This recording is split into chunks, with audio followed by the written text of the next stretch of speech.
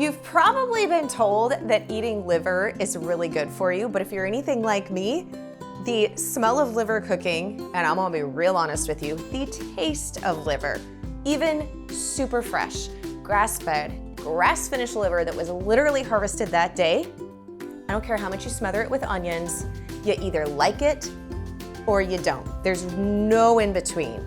However, there is no denying that consuming liver has so many amazing health benefits for you.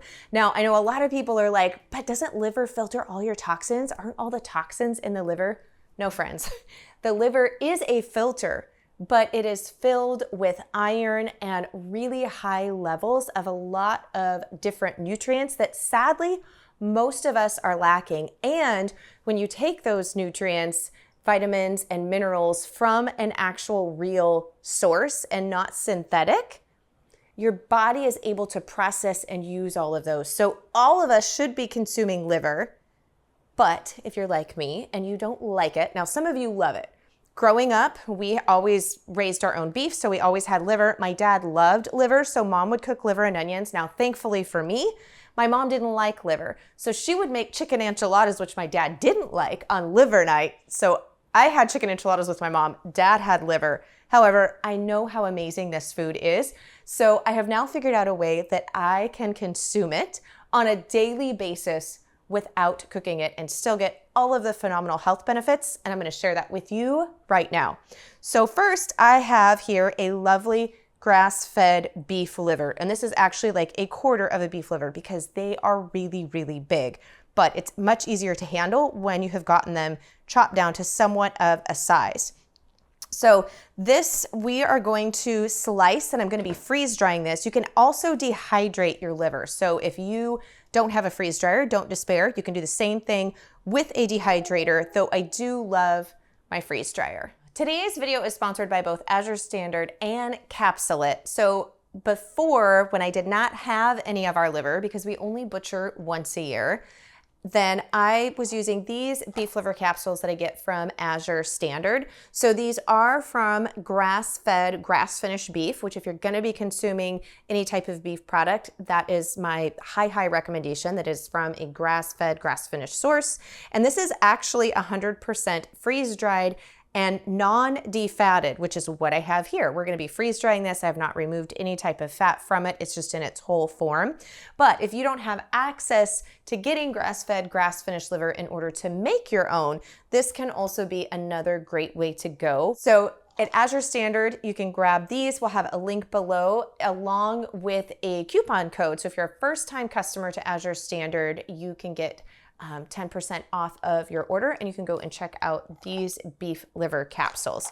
But back to making these ourselves. So as I said, this can be done with a freeze dryer or a dehydrator. And I'm simply cutting these into, just so that they're not going to exceed the height of my tray here and that I can fit more on the tray. Now in the center, this is obviously too high. It's going to be too high up. You don't want any food that's going on your freeze-dried trays to extend over the height of what the tray is. And if I were to leave this too whole, this would take forever to freeze dry, just because the more surface areas you have and the smaller it is, the faster it's actually going to freeze dry. So as we get into kind of more of the center and these bigger ones like this, so I'm kind of going to see like, does this go up over the lip? And it does a little bit on here. So this part is thinner. So I'll go ahead and put that one on, but this we're going to just take right down the center. So I'm simply going to do that until I have all of my trays all the way filled. And I did freeze this because I could not get all of my liver in the trays in one go. As I said, this is about a quarter and I got about a half of one in there. So I started to thaw this last night in the fridge. So the center part is still a little bit frozen, but I find that cutting through slightly frozen meat is actually easier sometimes than, especially this where it's such a smooth cut and it's kind of slippery. I find it easier to actually cut through it when it's still partially frozen. And with a freeze dryer, it's no problem if it has started to thaw or if it's frozen. It's not going to impact the process of it freeze drying at all.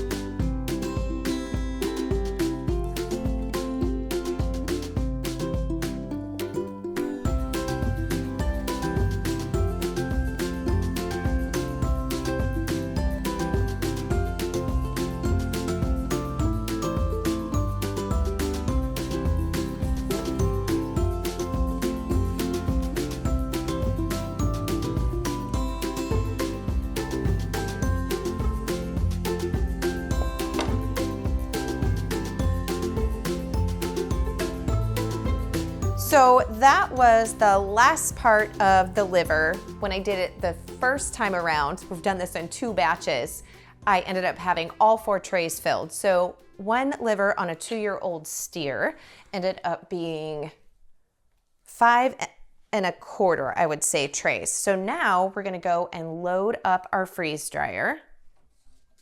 Let's see. Now, one of the things that we need to do, because this is raw liver, raw meat, I am going to adjust. So I'm gonna hit customize here. And, oh, I had it on because the last batch I did was liver. I couldn't remember if I'd done one in between there. At 145 degrees Fahrenheit. Now that is as high temperature-wise as the freeze dryer will let you go. And it'll give you a warning, because if you were trying to freeze dry your fruit at that high of a temperature, you would end up with some burnt sugar, but it does not burn the meat. And it actually gets to be about 152 degrees Fahrenheit. It gets a little bit warmer inside the machine when it's on the drying cycle. And I am not worried a bit at consuming meat that has been dried when it is at that warm of temperatures. Now, if you don't go into this customized part and increase the temperature, usually the default is around 120 degrees Fahrenheit. So make sure that you do up the temperature. Now, if you don't have a freeze dryer and you want to do this using your dehydrator, then you would just make sure that your dehydrator, which this is my dehydrator I have setting up here, you would just make sure that you had that set at the meat temperature, which is at 160 degrees Fahrenheit. However, with the liver, and because it's at that drying temp for so many hours to get it fully finished, and it's getting into that 150 degree Fahrenheit mark, I'm not worried about consuming it at those temperatures at all. So now that we have our temperature adjusted, our trays are loaded. Now, my freeze dryer is an older one, and so it still came, I should say, with this cover. The newer models don't have this. They say they don't need them, but I like to still put mine in. So now we're going to shut it, lock it into place, and hit start. And it says cooling the vacuum chamber, wait 15 minutes, but my food was already at room temperature, so I'm not really worried about that. So it'll cool it down and then start its cycle in 15 minutes from now. Now, when I did my first batch, it took 37 hours for it to fully finish the process and be completely dry. When you do have some of those larger chunks like we did in here, you're gonna wanna make sure that you're testing the largest, thickest pieces to make sure those are fully done all the way throughout the middle before you consider it finished and take them out of the machine.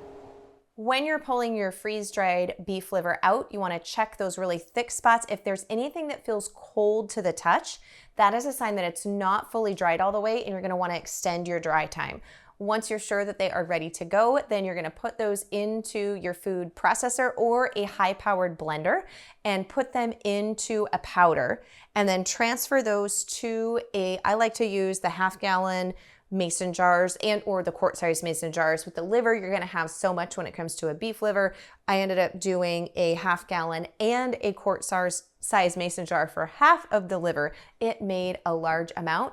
And then make sure that you have that sealed and labeled well. Nobody wants to confuse beef liver for freeze-dried hot chocolate. Now we're gonna take our powdered beef liver, and I'm gonna show you how to put this into capsules so you can get your daily dose without having to taste any of that beef liver.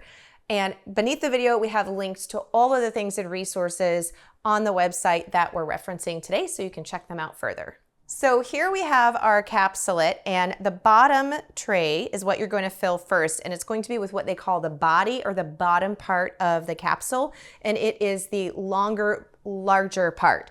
So these are the size 00, and it says bottoms on there for you. So we are gonna put the last one in. I didn't figure you wanted to sit here and watch me put all of these in one by one. So the very last one we put in, and then we've got all of the bottom ones filled. And then we also over here have our top. So I'm just go ahead and have my top one ready. And this transfers between the two. So we're gonna get our, and you can see these ones are a lot smaller. So here's our last one for the cap top. So we've got that ready. So I'm just gonna set that aside. And now comes the fun part, where we are actually going to fill our capsules. So here I have got my freeze-dried and powdered beef liver. And it very much looks like hot chocolate, which I do freeze dry. We've got that video if you wanna check that out. So I made sure it was labeled beef liver. Nobody would want to switch those up. So I am just going to go ahead and use the spatula. You can see it's pretty powdery here. And then we're just gonna get this into all of the holes there. And I have to say, towards the end when I was using the food processor, there was a few little bit larger chunks here. You can see there that didn't really want to powder up. I think I may have actually wore out the blades on my food processor because it is so old and I've used it so much. So some of these little bit larger chunks here, if they're not gonna go down in, obviously just pick those out. But it did powder up pretty well. Okay, so mainly I just have some of these larger pieces. Some of those are actually going down into the capsule, but these really bigger ones are not. I may try to just put those back through the food processor and see if I can get them a little bit smaller. But we're gonna go ahead now and tamp this. We've got our little tamper here. So we wanna make sure that we've got these capsules nice and full. So I'm gonna just tamp those down. So you can see these were like all the way full, kind of flush, and now I can fit a lot more in there. And if you do have some of these little larger pieces, like you can see there, those actually, if you're putting, some people like to use the beef liver in smoothies or even in cooking. So that would be fine to add to a smoothie, or if I was doing like a stew or something like that and wanted to put some of this in there, that would completely dissolve and be fine in that type of an instance. Okay, so now I've got quite a bit extra. I'm gonna go ahead and just kind of move some of these bigger ones over here. And then I'm gonna tamp it once more just to see if I can get a little bit more in there, but this should be pretty full. Okay, so now I'm gonna go ahead and take this off and just put the rest of this back. Whenever you're working with the freeze-dried, you don't want to leave it out at room temperature for too long because it will start to grab moisture that's in the air and reconstitute. We're not very high in humidity right now today, so I'm not really concerned about it. If you live in a really high humid area, you'll want to work a little bit faster. But before we go ahead and finish this, I am going to just put this back into the jar. Okay. So now we are going to take our top one here and we're going to remove off our frame plate. And now we're going to put what's called the middle plate, making sure we've got this fully lined up and you've got these holes on the outer corners that kind of act as your guide. So we're going to get those completely lined up. And then we're going to bring it over here and I'm going to flip this upside down and then line up with the screws here. Those are kind of your guides. You want to make sure you have those all lined up for your four corners. And now we're just going to push this down. There's a spring in there. It's kind of the fun part. So you want to go evenly. And remove this. See, we've got all of our little lovely caps on. And then we're going to pull that up. Look at that. So here we've got all of our, you just kind of pop them out there. So these are all lovely beef liver filled capsules. So you can kind of, some people choose to just take a couple a day. You can take actually 2 up to 3 times a day. So if you want to do 2 capsules with each meal, depending on how much you wanted to get in.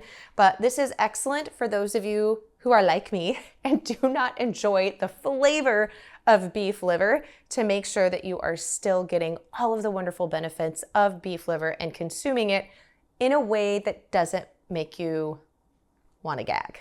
Now, because this is freeze-dried, we do want to make sure that we are storing it where it's sealed tight. And even though it's in a capsule, these little capsules are not 100% airtight.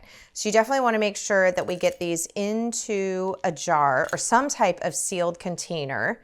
Now, these I will be using, and my son also likes to take beef liver capsules. So we'll actually be going through these in a max of 2 months, even maybe 1 month's supply. So you could use one of like the little desiccants that help to absorb extra moisture, but I have found by putting them inside a mason jar, and I'm not going to vacuum seal this because we're going to be in and out of this every single day. But personally, I have found, and this is even true with using like freeze-dried fruit where it's not even inside a capsule, which will add a little bit of extra protection. If it's something that we are going to be eating within the next couple of months, that I don't need to put in any type of oxygen absorber or a desiccant, and I don't have to vacuum seal it, just making sure that this is screwed down on nice and tight and that we're opening it, taking it out, and putting the lid right back on. I haven't had any problems. So this is completely shelf stable and ready to go. If you want to learn more about freeze drying and seeing the other ways that we use it, including our freeze-dried eggs and hot chocolate, not to be confused with beef liver, then you can go and check out these videos here.